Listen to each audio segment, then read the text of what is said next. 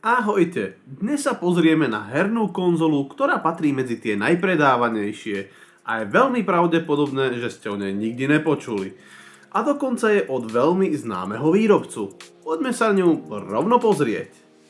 Reč je o Sony Pocket Station, ktorá bola uvedená len na japonský trh v roku 1999. Dizajnom sa podobá na Tamagotchi, ale funkcionalitou je na úplne inej úrovni. Táto miniatúrna vrecková konzola je v úplnej podstate vlastne len pamäťovou kartou pre PlayStation.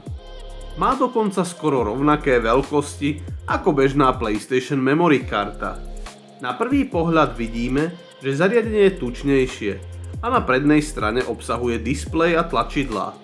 Zo zadnej strany sú otvory pre reproduktor a miesto pre plochú batériu typu CR2032.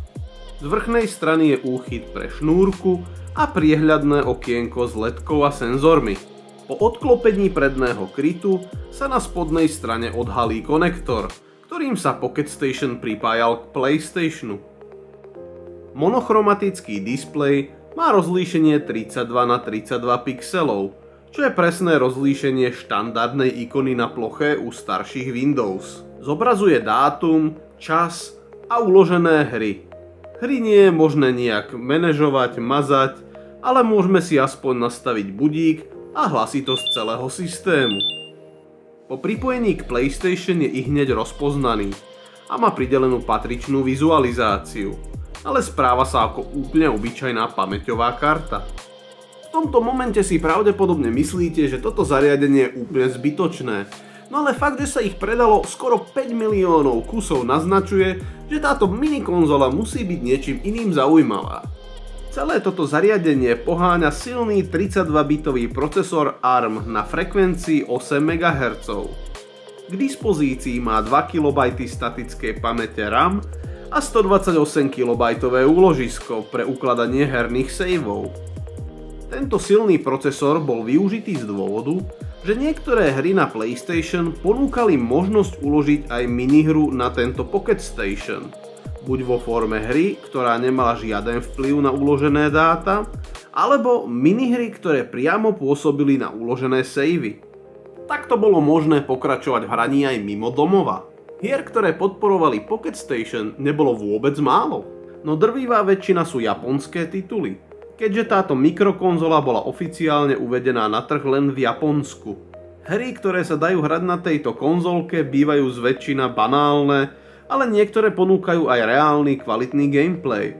Vrchné okienko so senzormi navyše obsahuje infračervený príjimač a vysielač a tak bolo možné vymieňať niektoré herné elementy bezdrôtovo medzi kamarátmi bez nutnosti použitia PlayStation a dokonca niektoré hry ponúkali aj multiplayer cez toto infračervené rozhranie.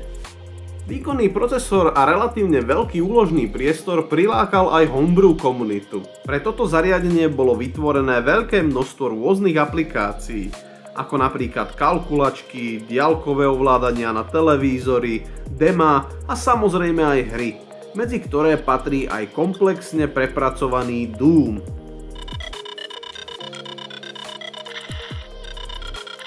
Hry je možné kopírovať rovno z počítača použitím špeciálneho adaptéru, ktorý bol určený na čítanie PlayStation 2 kariet pre PlayStation 3. Linky na homebrew a programy nechávam dole pod videom.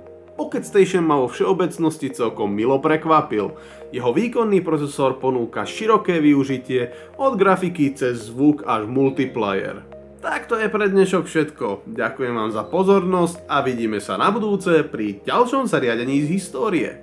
Čaute.